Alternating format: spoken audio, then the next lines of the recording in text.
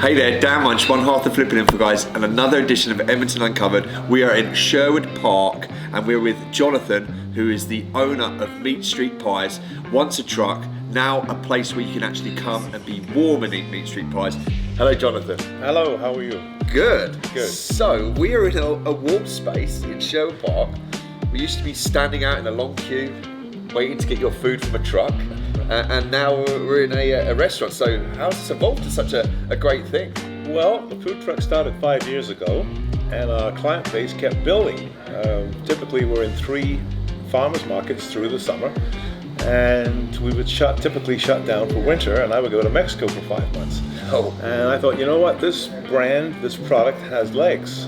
People keep supporting us every summer, and sales keep going up. So I really had on my bucket list to open a bricks and mortar and just really go full bore on pies and create basically an opportunity for the Brits to come and actually have a little bit of their home nostalgia, their comfort food, come to a spot where being a British chef could put out a product that hopefully would give them a sense of a bit of home memories, good home memories. So whether North American comfort food, maybe it'd be a burger where you double hand a burger, you can just single hand a pie and you have your comfort food as easy as that. Well, I've been in the food business 40 years, and I've been one of Canada's major food processors in frozen bakery, having owned the largest pie company in Canada for fruit pies, the largest croissant Danish puff plants in Western Canada, serving people like Costco, Safeway, Sobeys, Save-On. So in my retirement years, which I don't believe that's such a word as retirement, this is just something I like to do.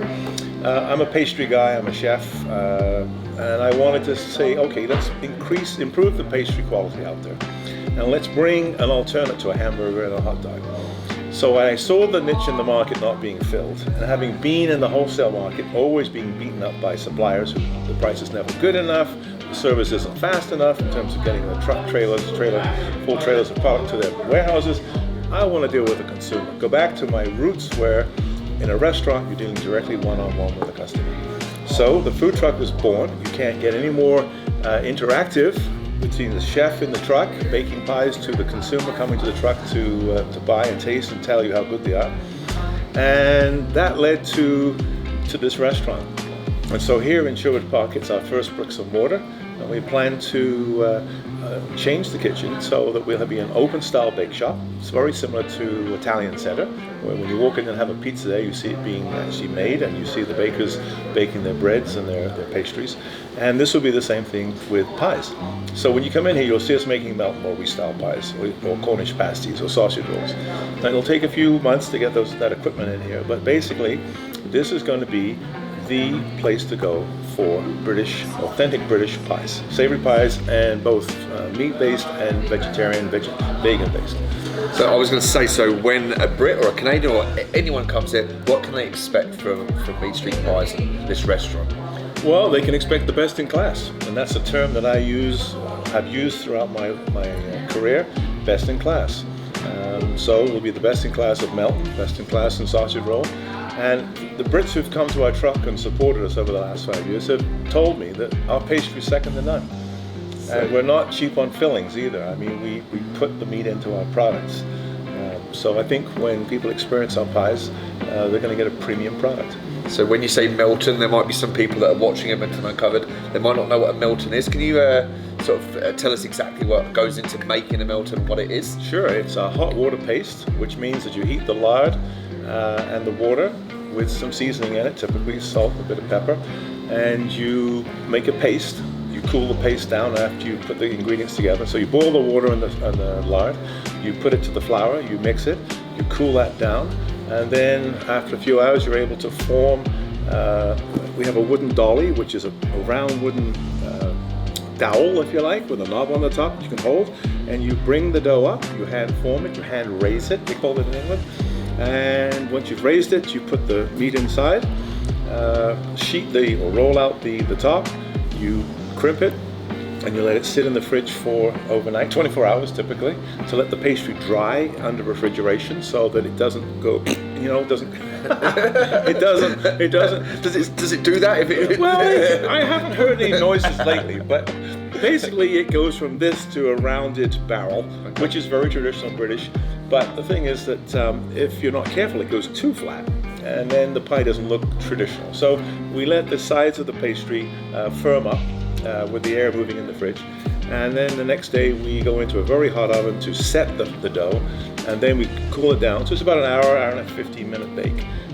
And then it comes out, it cools to room temp, and then we have made, prior to the bake, the jelly, which is coming from roasted pork hocks that we roast in the oven and then make a stock out of, covering it with water, make a stock. That typically takes 24 to 48 hours. And then we check for gelatin set in the jelly. And if it isn't setting, we add a bit more gelatin. We flavor it up with a bit of herb, savory or thyme or maybe, one of those, or savory thyme. And then we inject it. It sets, put it in the cooler. Well, we put it in the cooler with it liquid, it sets, and that's our Melton Mowbray. It takes 4 days to make. Wow. So you can get an authentic Melton Mowbray at this place. You heard it here first. And I also want to bring everyone's attention to this amazing menu. My only one concern is there's too much good stuff on this menu, so you have to come back a number of times. I want to bring your attention to Gordon Ramsay's mushy peas. Do they swear at you when you start eating them? Well, I've had a few Brits call me out. You know the Brits, they'll call you out on it if it isn't right. And they do it with tongue in cheek. They're all very good natured, but they'll call you out. Like we were making... Banter. Well, we were banter, that's right. We were doing the full Monty here on Sunday, launching our English breakfast, and I got called out on the beans. Okay. Well, I had the English beans, went to get more cans. They had the wrong label on it that showed the English colored, beans, which is more tomatoey. Yeah. Sure enough, when I opened the can, it wasn't the correct ones. It was the Canadian version. So I got called on it, which was fine. I mean, and we all had a good laugh about it. But on the mushy peas, I got called out the other day, and I said, well, Gordon Ramsay's moved the bar up a few notches from the old, heavy, starchy, pasty pea, and I really like the way he, takes the peas and he sautés the onions, and he puts a little bit of hot pepper in there, and then he cooks his peas, and he just slightly mushes them. But there's basically a little bit of a sauce to it from the butter and the flour. And then he puts a little bit of red pepper in there, and it's fabulous. So I thought, you know what? I'm going to take a leaf out of his book and put it on my menu. So I did. So it's called the Gordon Ramsay's mushy peas. That's right. It's a gourmet version, how I look at it. If you want the old starchy, standby, yeah, we could do it. But I really want to move the bar up and be the modern Britain as opposed to the historical necessary, in terms of peas anyway. Because a lot of Canadians just really struggle with the peas. Okay. The old style. Yeah.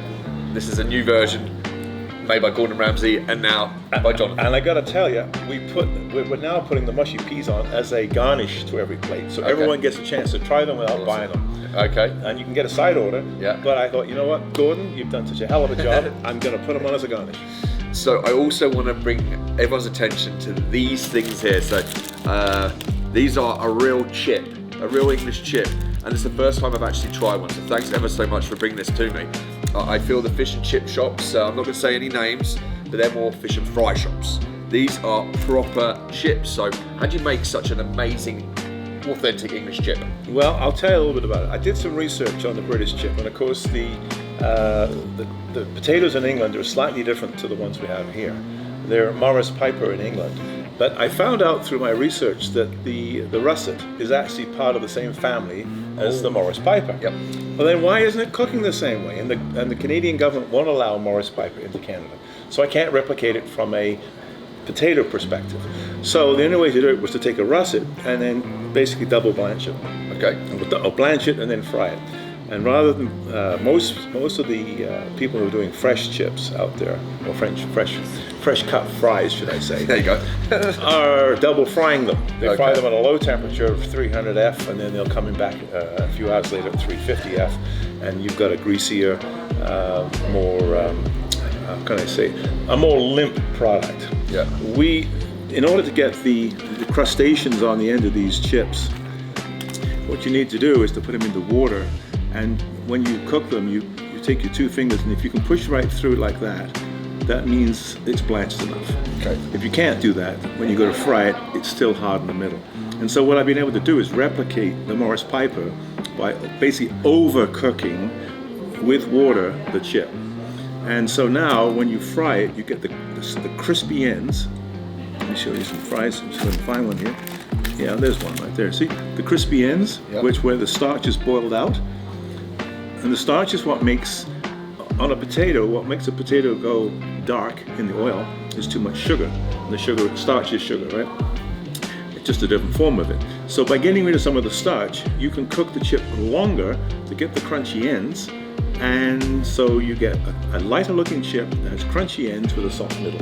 Okay. So if you don't blanch properly, you get a hard chip and you don't get the crusty ends. So we got like the Gordon Ramsay's mushy peas. Now we've got the Heston Blumenthal Foodology chips.